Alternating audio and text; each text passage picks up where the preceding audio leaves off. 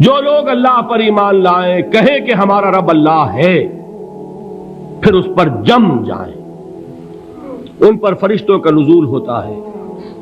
نہ کوئی غم کرو نہ خوف، خوشیاں مناؤ جنت کی جس کا تم سے وعدہ کیا گیا تھا۔ اللہ کی ربوبیت پر اطمینان جب انسان کو ہو جاتا، میرا رب اللہ ہے، ربی اللہ، انسان کے لیے نہ کوئی کھٹکا، نہ کوئی خطرہ، نہ کوئی خوف، نہ کوئی حزن۔ جو کچھ ہو رہا ہے کس کے اذن سے ہو رہا ہے؟ اللہ کے اذن سے۔ اللہ کے اذن کے بغیر پتہ تک نہیں ہلتا۔ یہ کوئی اندھا بہرا مادہ نہیں ہے جس سے مجھے کوئی خوف ہو۔ اندھا بھینسا چلا آ رہا ہو، اس سے تو ڈرنے کا ہر انسان کو ڈرنا چاہیے، نہ معلوم کس کو ٹکر مار دے۔ لیکن نہیں، اس کائنات کو چلانے والا ایک سمیع و بصیر خدا ہے، وہ جو میرا دوست ہے، میرا ولی ہے۔ اللہ ولی الذین آمنوا یخرجہم من الظلمات الی النور۔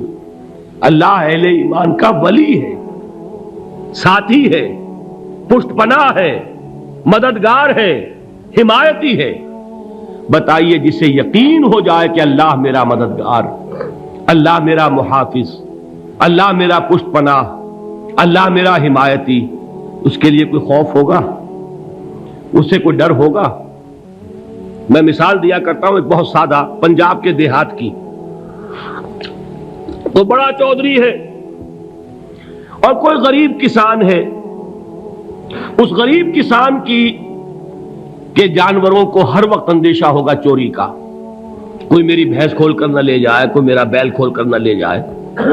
لیکن جس کے بارے میں یہ سب کو معلوم ہو کہ وہ جو بڑا چودھری ہے وہ اس کا دوست ہے، اس کی بچیا کو کوئی خوف ہوگا؟ اس کی بھینس پر کوئی ہاتھ ڈالے گا؟ اسے کوئی اندیشہ ہوگا؟ نہیں۔ کیوں؟ کہ وہ بڑا چودھری، بڑا اس کا یہاں کا سردار، جاگیردار، سب کو معلوم ہے وہ میرا دوست ہے، کوئی میرے خلاف اقدام نہیں کر سکتا۔ اس دنیا میں یہ چھوٹی سی بات اگر آپ کے دلی اطمینان اور سکون کا باعث بن سکتی ہے تو ذرا تصور کیجئے۔ میں لفظ تصور استعمال کروں گا صرف اس لیے کہ اس کا ہم جس کو کہتے ہیں ادراک اور شعور کر نہیں سکتے، اگر کے ساتھ کر سکتے۔ اگر یقین ہو کہ اللہ میرا مددگار اور یقین ہو کہ اللہ ہر آن میرے ساتھ ہے، پھر کوئی خوف، کس کا خوف؟ کوئی شے اللہ سے بالاتر ہے؟ کوئی قوت اس سے زیادہ طاقتور ہے؟ کوئی اس کے ارادے کو بدلنے والا ہے؟ کوئی اس کی مشیت کے آڑے آنے والا ہے؟ یہی بات ہے جو حضور نے فرمائی۔ یہ ایمان کا حاصل ہے لب لباب، کہ دیکھو اچھی طرح اس بات کو ذہن نشین کر لو، اگر تمام انسان مل کر تمہیں کوئی نقصان پہنچانا چاہے نہیں پہنچا سکتے، مگر جو کچھ اللہ نے لکھ دیا ہو، اور تمام انسان مل کر تمہیں کوئی نفع پہنچانا چاہیں نہیں پہنچا سکتے، مگر وہ شے جو اللہ نے طے کر دی ہو۔ آپ پھر میں کہوں گا ذرا طاری کیجئے، اسے فرض کیجئے، اسے سوچئے۔ اگر اس حدیث پر ہمارا دل ٹھکا ہوا ہو تو کسی سے ڈر ہوگا؟ یہ مجھے نقصان نہ پہنچا دے، یہ میری رپورٹ خراب نہ کر دے، یہ میری انکریمنٹ نہ رکوا دے، یہ میرا یہ نہ بگاڑ دے، یہ میرا یہ نقصان نہ پہنچا دے۔ اس کا ڈر، اس کا ڈر، اس کا خوف، اس کی خوشامد، اس کے لیے جا کر طرح طرح سے اپنی عزت نفس کو ذلیل کروانا اس کے سامنے، یہ سب کچھ کیوں کرتا ہے انسان؟ جب سمجھتا ہے کہ اس کے ہاتھ میں میرا کوئی نفع ہے، اس کے ہاتھ میں میرے لیے کوئی ضرر ہے، یہ مجھے کوئی گزن پہنچا سکتا ہے، یہ مجھے کوئی نقصان پہنچا سکتا ہے، یہ میرا کوئی کام بنا سکتا ہے، یہ میری کوئی ضرورت پوری کر سکتا ہے، اسی کا نام شرک ہے۔ جہاں آپ نے یہ سمجھا کہ غیر اللہ کے اندر کوئی طاقت موجود ہے، وہی شرک ہے۔ بتوں سے تجھ کو امیدیں، خدا سے نو امیدی، مجھے بتا تو صحیح اور کافری کیا ہے؟ شرک تو یہ ہے۔ جس پر بھی تمہیں یہ خیال ہے، کلمہ ہے یہ کلمہ سوم، لا حول ولا قوت الا باللہ، ذرا اس پر دل کو کبھی اگر آپ تصور کریں، پھر فرض کریں، دل ٹھک جائے اس پر، کوئی طاقت نہیں۔ یہی بات تھی جو شیخ عبد القادر جیلانی رحمۃ اللہ علیہ نے اپنی وصیت میں اپنے بچے سے کہی. 11ویں دینے والے ہیں، لیکن حضرت شیخ عبد القادر جیلانی کی وصیت اور تعلیمات کو کتنے لوگ ہیں کہ جانتے ہو؟ یہ جن مقامات تک پہنچے ہیں وہ کس چیز کی بدولت پہنچے؟ انہوں نے جو پیغام دیا وہ کیا تھا؟ اے میرے بچے، جس طریقے سے قرآن مجید میں حضرت لقمان کی نصیحتیں جو ہے نقل کر دی گئی ہیں، میں یہ عرض کروں گا بالفرض اگر قرآن حضرت عبد القادر جیلانی کے بعد نازل ہوا ہوتا تو شیخ عبد القادر کی یہ نصیحتیں بھی قرآن میں درج ہوتی. اتنی اونچی نصیحتیں ہیں. اے میرے بچے، اس حقیقت کو ذہن نشین کر لے، لا فاعل فی الحقیقت ولا مؤثر الا اللہ. اس کائنات میں نہ کوئی فاعل حقیقی ہے نہ مؤثر حقیقی ہے سوائے اللہ کے. کسی شے میں کوئی تاثیر نہیں اگر اللہ نہ چاہے. آگ جلا نہیں سکتی اگر اللہ نہ چاہے. پانی ڈبو نہیں سکتا اگر اللہ نہ چاہے. زہر ہلاک نہیں کر سکتا اگر اللہ نہ چاہے. کوئی چیز فائدہ نہیں پہنچا سکتی اگر اللہ نہ چاہے. تو در در پہ کیوں سر جھکاتے ہو؟ در در پر کیوں جبیں سائی کرتے ہو؟ سب کے سامنے کیوں ہاتھ پھیلاتے ہو؟ ایک اللہ سے مانگو. ایک اللہ کے سامنے زمین پر اپنی جبین رکھو. لا فاعل فی الحقیقت ولا مؤثر الا اللہ. نظر آتا ہے ہمیں کہ پانی پیاس بجھا دیتا ہے. پیاس بجھانے کی صلاحیت پانی میں نہیں ہے، اللہ کے اذن سے. کھانا بھوک مٹا دیتا ہے. بھوک مٹانے کی صلاحیت کھانے میں نہیں ہے، اذن رب میں ہے. دیکھیے یہی یقین تھا. حضرت موسیٰ علیہ السلام کا واقعہ یاد کیجئے. سامنے سمندر آ گیا ہے، قوم دیکھتی ہے پیچھے کہ گرد و غبار کا طوفان ہے. معلوم ہوا کہ فرعون اپنے لشکر سمیت آ گیا ہے. لشکر جب چلتا تھا تیز رفتاری کے ساتھ تو گرد و غبار کا جو طوفان اٹھتا تھا اس کا تصور کیجیے. اور لمحہ بلمحہ وہ قریب آ رہا ہے. پوری قوم نے کیا کہا؟ اے موسیٰ انا لمدرکون، اے موسیٰ ہم کو پکڑے گئے. قرآن مجید نے تو یہاں وہ باتیں نہیں لکھی ہیں، لیکن تورات میں یہ درج ہے کہ بنی اسرائیل جھگڑنے لگے، دست و گریبان ہو گئے موسیٰ کے ساتھ. موسیٰ ہمیں یہاں مروایا لا کر، اس سے تو ہم ہی بہتر تھے. وہاں کھانے کو ملتا تھا، زندگی تو تھی، بیگار ہم کر رہے تھے، موت تو نہیں تھی. اب جو کچھ ہوگا اس کا تصور کرو، جس طریقے سے ہمارے ٹکڑے اڑائے جائیں گے. تو لڑ رہے ہیں حضرت موسیٰ علیہ السلام سے. یہ تورات کی تفصیل ہے. قرآن میں صرف اتنا آیا ہے، پریشان ہو کر انہوں نے کہا انا لمدرکون، موسیٰ ہم تو پکڑے گئے. اس وقت موسیٰ کا جواب کیا ہے؟ کلا ان معی ربی سیہدین. نہیں، میرے ساتھ میرا رب ہے، وہ راستہ دے گا. بتائیے کہاں راستہ نظر آ رہا ہے؟ یہ ہے ایمان بالغیب. راستہ نظر نہ آئے تب اللہ پر یقین ایمان ہے. جیب میں پیسے ہوں اور تب دل کو اطمینان ہے تو ایمان کس پر ہوا؟ پیسے پر، اللہ پر نہیں. جب وسائل و ذرائع نہ ہو اور پھر یقین ہو کہ اللہ مسبب الاسباب ہے، وہ اسباب کا پابند نہیں ہے، وہ اسباب کا محتاج نہیں ہے، اسباب اس کے محتاج ہیں. اگر یہ یقین ہے تو اللہ پر ایمان ہے. یہ نہیں ہے تو تمہارا ایمان اسباب پر ہے، وسائل پر ہے، ذرائع پر ہے، مادیات پر ہے، اللہ پر نہیں. اس وقت کہاں راستہ تھا؟ کوئی راستہ تھا؟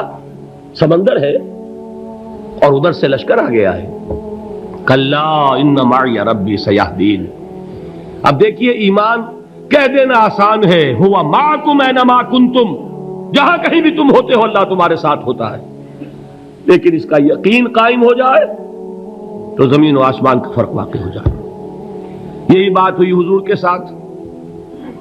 غار ہے، چھپے ہوئے ہیں محمد الرسول اللہ اور آپ کے وہ یار غار ابو بکر صدیق رضی اللہ تعالی عنہ. اقبال نے حضرت ابو بکر کی شان میں چند اشعار کہے صرف، لیکن واقعہ یہ ہے کہ بھاری بھاری نظموں پر اور قصیدوں پر بھاری ہے. طویل ترین نظمیں اور قصیدے ہوں ان پر بھاری ہے.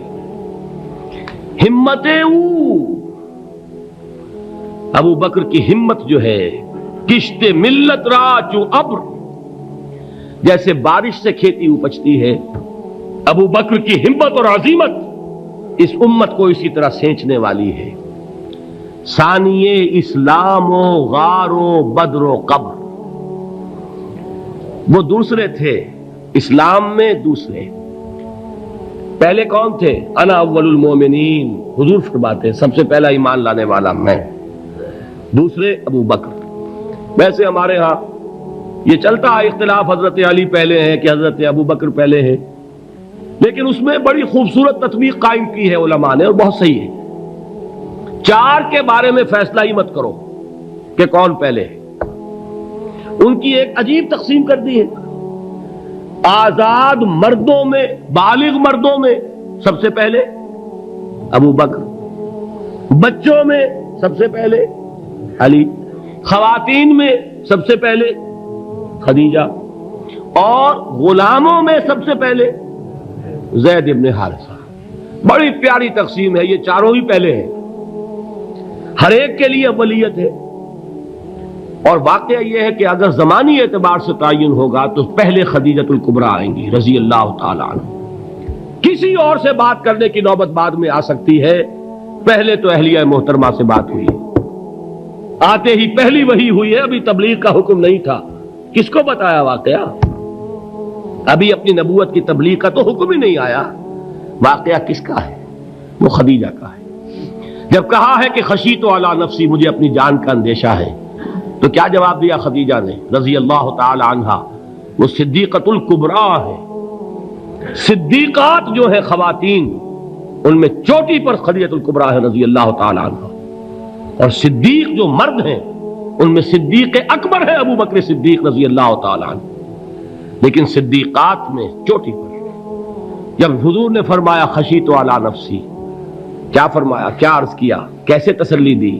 نہیں نہیں، اللہ آپ کو ضائع نہیں کرے گا، آپ غریبوں کے ہمدرد ہیں، آپ مساکین کے تکالیف رفع کرنے والے ہیں، آپ بیواؤں کی سرپرستی کرتے ہیں، آپ مسافروں کی خدمت کرتے ہیں، اللہ آپ کو ضائع نہیں کرے گا۔ یہ یقین ہے اس خاتون کے اندر۔ خیر وہ ایک علیحدہ بات ہو جائے گی۔ میرے دل پر حضرت خدیجہ رضی اللہ تعالی عنہ کی شخصیت کا بڑا گہرا نقش ہے، جو وہ کوئی اور ہی وقت اور موقع ہوا تو بیان ہوگا۔ بہرحال اقبال نے ایک مصرے میں جو چار اولیتیں جمع کر دی ہیں، ہمت او کشت امت را چو ابر، ثانی اسلام و غار و بدر و قبر۔ اسلام میں حضور کے بعد پہلے کون؟ ابو بکر۔ غار میں حضور کے ساتھ کون؟ ابو بکر۔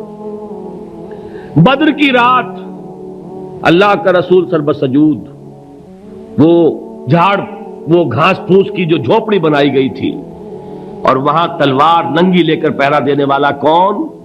ابو بکر۔ اور اس حجرہ عائشہ میں محمد کے بعد سب سے پہلے دفن ہونے والا کون؟ ابو بکر رضی اللہ تعالی عنہ صلی اللہ علیہ وسلم۔ وہ جو معاملہ میں سنا رہا تھا غار ثور کا، حضرت ابو بکر بھی حضور کے خیال سے لرز گئے ہیں۔ آپ کو یاد ہوگا کہ جا کر پہلے تمام جتنے سوراخ تھے انہیں بند کیا ہے، ایک سوراخ رہ گیا تھا جس کو بند کرنے کے لیے کوئی کپڑا نہیں تھا، وہاں اپنی ایڑی رکھی ہے، تب کہا ہے حضور سے تشریف لائیے، اور اپنے زانو پر حضور کو لٹایا ہے، اور وہاں کسی موذی جانور نے کاٹا ہے، حضور کی آنکھ لگ گئی تھی اس وقت، اس بل کے اندر جو بھی بچھو ہے کیا ہے واللہ عالم، اس نے کاٹا ہے۔ اس کی تکلیف کی وجہ سے ابو بکر کی آنکھوں سے آنسو ٹپک گئے، حضور کے چہرے مبارک پر پڑے ہیں، تو حضور جاگے ہیں، معاملہ کیا ہے؟ ایڑی نہیں ہٹائی وہاں سے، مبادا وہ جانور وہاں سے نکل کر محمد الرسول اللہ کو کوئی گزن پہنچا دے، ابو بکر کی ایڑی ہے، جس طرح چاہے کھا لے، ختم کر دے، جان نکل جائے تب کوئی آنچ آئے محمد پر تو آئے، لیکن جیتے جی نہیں۔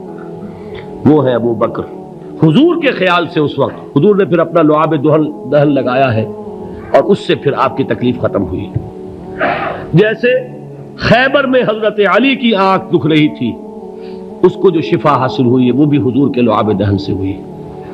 تو بہرحال اس وقت انہوں نے کہا ہے کہ اے نبی یا رسول اللہ، اگر اس وقت ان میں سے کسی نے غیر ارادی طور پر بھی اپنے قدموں کی طرف جھانک لیا تو پکڑے جائیں گے۔ کیا جواب تھا اللہ کے رسول کا؟ لا تحزن ان اللہ معنا، اللہ ہمارے ساتھ ہے، کیوں گھبراتے ہو ابو بکر؟ یہ ہے ایمان باللہ، میرا مالک اللہ، میرا رازق اللہ، میرا محافظ اللہ، میرا مددگار اللہ، میرا پشت پناہ اللہ، میرا دوست اللہ۔ یہ دوستی ہے اللہ کی جو لب لباب ہے، حاصل ہے ایمان کا، اسی کا نام ولایت ہے۔ اولیاء اللہ کے سروں پر سینگ نہیں ہوتے، جس کے دل میں ایمان راسخ ہو چکا ہو وہی اللہ کا ولی ہے، جسے اللہ پر یقین ہو چکا ہے وہی اللہ کا ولی ہے، جسے یقین ہے اللہ میرے ساتھ ہے، میرا مددگار، میرا پشت پناہ، میرا ساتھی، میرا دوست، میرا محبوب، میرا محب۔ اللہ اہل ایمان سے محبت کرتا ہے، واللہ یحب الصادقین، ان اللہ یحب الذین یقاتلون فی سبیلہ صفا کانہم بنیان مرصوص۔ اللہ محبت کرنے والا، اہل ایمان محبوب، اور اہل ایمان محبت کرنے والے اللہ محبوب۔ والذین آمنوا اشد حبا للہ۔ آپ تصور کیجئے جسے یہ رشتہ ایمان یا رشتہ ولایت حاصل ہو جائے، الا ان اولیاء اللہ لا خوف علیہم ولا هم یحزنون، آگاہ ہو جاؤ، اللہ کے دوستوں کے لیے نہ کوئی خوف ہے نہ کوئی حزن ہے۔